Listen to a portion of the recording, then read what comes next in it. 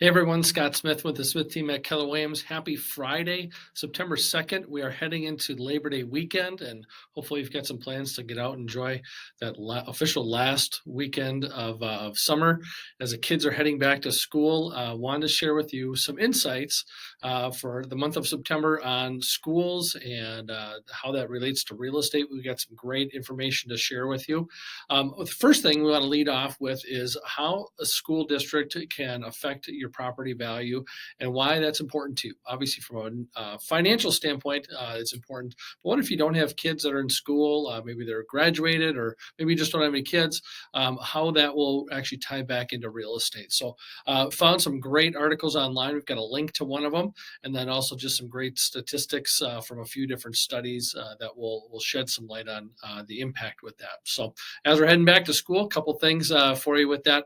One of the big things when we're working with families, and we worked with many families over the years, they are moving for a couple different reasons. Either with working with kids or families with kids, they're looking at maybe they've outgrown their home and they want to put down roots within a community. And one of those big community factors is going to be obviously the school district and what kind of how that plays into their families, the kids' education, and being there long term. Because usually families do not want to move their kids from one school district to another once they've established that. So typical family price or age range is anywhere from 30 to 39 for people that are maybe moving from their second home or their first home to their second home with that.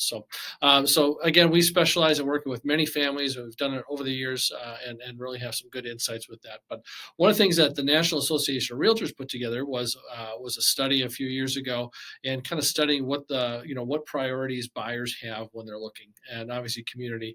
But in that 30 to 39 demographic, 46% of home buyers said that finding a good school district was right at the top of their list. It was above and beyond bedrooms, bathrooms, but that school district was first and foremost a real priority for them. So, and then the Realtor.com actually did a study not too long ago where they actually talked to buyers and if they were willing to pay a premium for a school district. And the results from that were 1 out of 5 families said that they would pay a premium to get into the right school district of 6 to 10%. So I thought that was really interesting that how that can have an impact. And we obviously see different school districts that are passing referendums for having an impact on if they need to reinvest into their schools, whether it be the buildings or they're expanding.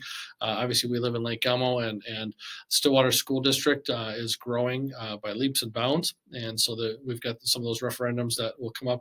And people will obviously the voters will speak if they're going to be investing into that. So it's very interesting to watch how that plays out, because we see both sides of it, where people say, we don't have any kids in the school district anymore.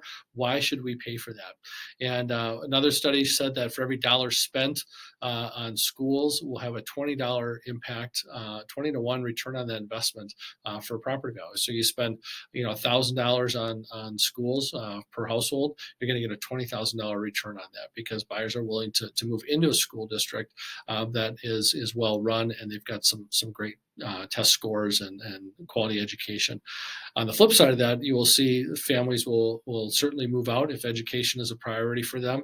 They say, you know what, we do not want to be in the school district. We will move out. And we work with a lot of relocation families that are coming in from different parts of the country. And obviously, Minnesota's got a strong reputation for quality schools. But that's what they're looking at. They're looking at whether they have kids or not. They're saying, hey, we want to be in a area, a community that's got strong schools, and that obviously has an impact with it. So there's some insights for you. Take a look at this article. It's got some great links back to some of those studies, but obviously we're a little bit biased because Royal and Jones started their working careers as teachers. We have value education, and obviously in real estate, we know how that can tie into it. So wishing you all the best for Labor Day weekend. We'll catch up with you next week. We're going to talk about how to get a full ride for college when it comes to schools and real estate. So we'll share some of those insights with you on that next week. Any comments? We'd love to hear from you, or certainly reach out to us if you want to post on the blog links, certainly would love to hear your feedback with that. And if you have any questions specifically, certainly reach out to us. I'd love to help you. 651-777-3434. Have a great weekend. Bye now.